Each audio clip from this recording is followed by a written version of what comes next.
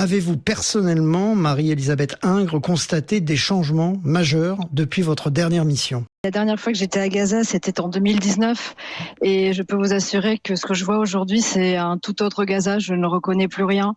Le nord de Gaza est complètement détruit et de plus, comme l'offensive israélienne continue et de façon assez intensive d'ailleurs ces derniers jours, il y a des tentes partout, sur la plage, dans les rues, au milieu des décombres et dans le sud, ce sont des camps de déplacés, des camps de tentes à perte de vue. Et ce qui est choquant quand on connaît Gaza, c'est que c'était un endroit très urbain. Les gens vivaient comme nous, dans des maisons avec l'eau courante et l'électricité. Et là, on vit dans les tentes, dans le sable, dans la poussière.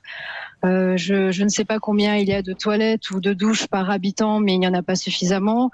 Les gens n'ont pas de travail, les gens n'ont plus suffisamment de nourriture et d'eau. On les voit faire la queue avec des jerrycans pour prendre de l'eau aux différents points d'eau qu'on a tenté de mettre en place un petit peu partout.